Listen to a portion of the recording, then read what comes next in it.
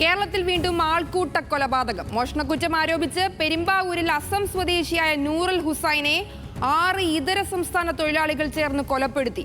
Police കസ്റ്റഡിയിലെടുത്ത പ്രതികളുടെ arrest രേഖപ്പെടുത്തി. കൊല്ലപ്പെട്ട നൂറുൽ ഹുസൈനൊപ്പം മറ്റൊരാൾ കൂടി ഉണ്ടായിരുന്നതായാണ് സംശയം. ഇയാളെക്കുറിച്ച് പോലീസ് അന്വേഷിച്ചു വരികയാണ്.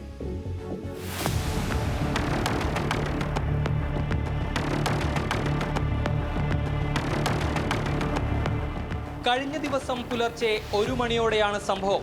പെരുമ്പാവൂരിലെ പ്ലൈവുഡ് കമ്പനിയിൽ ജോലി ചെയ്തിരുന്ന പ്രതികളുടെ റൂമിൽ കയറി മൊബൈൽ ഫോണും പണവും മോഷ്ടിക്കാൻ ശ്രമിച്ചു എന്നാരോപിച്ചാണ് അസം സ്വദേശിയായ നൂറുൽ ഹുസൈനെ ഇതര സംസ്ഥാന തൊഴിലാളികളായ 6 പ്രതികളും ചേർന്ന് ഓടിച്ചിട്ട് പിടികൂടി റൂമിലെത്തിച്ച് മർദ്ദിച്ചത്. പ്ലൈവുഡ് കമ്പനിയിൽ ലഭ്യമാകുന്ന കോർ ഉപയോഗിച്ച് അടിച്ചതിനെ തുടർന്ന് നൂറുൽ ഹുസൈന്റെ മുഖത്തും വയറിലും കൈകാലുകളിലും ഗുരുതരമായി പരിക്കേറ്റിരുന്നു. പല്ലുകൾ ഒടിഞ്ഞുപോയി. അസം സ്വദേശികളായ അലാവുദ്ദീൻ, മിനാരുൽ, സാക്കിർ ഹുസൈൻ, ഹബീസുദ്ദീൻ, ഹസൻ അലി, മുസമ്മിൽ എന്നിവരാണ് കേസിലെ പ്രതികൾ. കൃത്യത്തിന് ശേഷം രക്ഷപ്പെടാൻ ശ്രമിച്ച പ്രതികളെ ഇവർ ജോലി ചെയ്തിരുന്ന കമ്പനി പരിസരത്തു നിന്ന് തന്നെയാണ് പെരുമ്പാവൂർ പോലീസ് പിടികൂടിയത്. കൊല്ലപ്പെട്ട നൂറുൽ ഹുസൈന്റെ കൂടെ മറ്റൊരാൾ കൂടി ഉണ്ടായിരുന്നതായി പോലീസിന് സംശയമുണ്ട്.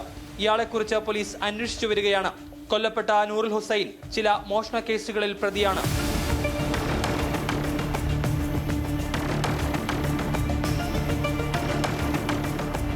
പോലീസ് കസ്റ്റഡിയിലെടുത്ത പ്രതികളുടെ അറസ്റ്റ് രേഖപ്പെടുത്തി നാളെ ഇവരെ കോടതിയിൽ ഹാജരാക്കും. കൊല്ലപ്പെട്ട നൂറുൽ ഹുസൈന്റെ മൃതദേഹം പെരുമ്പാവൂരിലെ ആശുപത്രിയിൽ സൂക്ഷിച്ചിരിക്കുകയാണ്. നാളെ ഇയാളുടെ പോസ്റ്റ്മോർട്ടം നടക്കും. ഇതിനുശേഷമാകും മൃതദേഹം ബന്ധുക്കൾക്ക് വിട്ടു നൽകുക. ഇതര സംസ്ഥാന തൊഴിലാളികൾ നിരവധിയുള്ള പെരുമ്പാവൂരിൽ കുറ്റകൃത്യങ്ങൾക്ക് ഒട്ടും കുറവില്ല എന്നത് തെളിയിക്കുന്നത് തന്നെയാണ് ഈ ആൾക്കൂട്ടക്കൊല.